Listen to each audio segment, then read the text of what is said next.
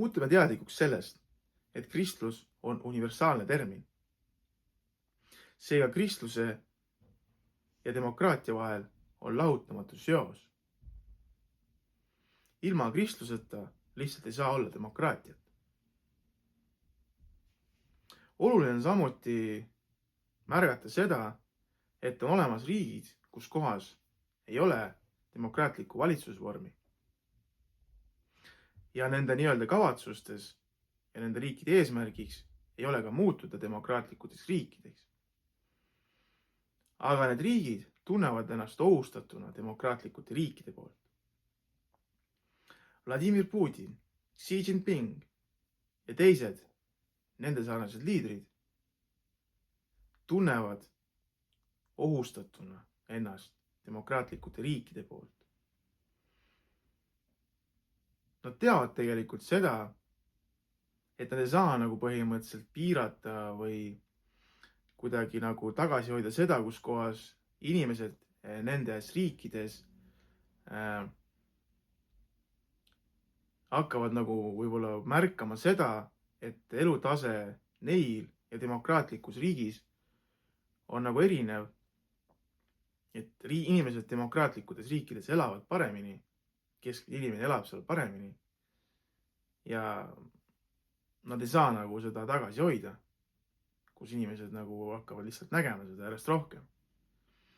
Ja siit maalt võivad nad hakata küsima nende nii-öelda liidrite käest, et miks meie naabrid elavad paremini kui meie.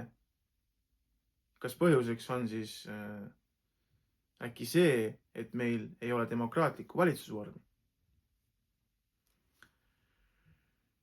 Ja need liidrid tunnevad ennast ohustatuna demokraatlikute riikide poolt. Ja seega nad püüavad teha midagi, et kuidagigi moodi saaks tõmmata neid nii-öelda riiki allapoole, demokraatlikke riiki allapoole, alandada neid kuidagi, öelda, et need demokraatlikud nii-öelda riigid ja nende valitsusvorm on madal valitsusvorm, et see ei kõlba mitte kuskile. Ja sellised liidrid tegelikult siis kannavad nagu Kaini teaduse seisundit. Nad on tegelikult kadedad Kristuse valguse peale, mida neil endal ei ole. Ja nad teavad nagu seda, et nad ise ei soovi ja ei ole valmis muutuma. Ja tänu sellele nad ei saa ka seda valgust mitte kuidagi omada. Ja siis ongi nagu põhimõtteliselt see koht siin, kus nad püüavad siis kuidagi alla tõmmata neid nii-öelda demokraatlikke riike, et siis läbi selle tunda ennast paremini, natukenegi paremini. Et sellised nii-öelda jõud siis tegutsevad füüsilisel kujul, eks ju, et inimeste näol, riikide näol, nagu seda näha on. Samuti on olemas nagu nii-öelda langenud olendid, eks ju, kes toimetavad siis emotsionaalsel tasandil, mentaalsel tasandil, identiteetilisel tasandil ja püüavad siis sealt nagu demokraatiaid allapoole tõmmata ja nagu esitada väljakutset demokraatiatele. Ja nad teevad seda kuidas?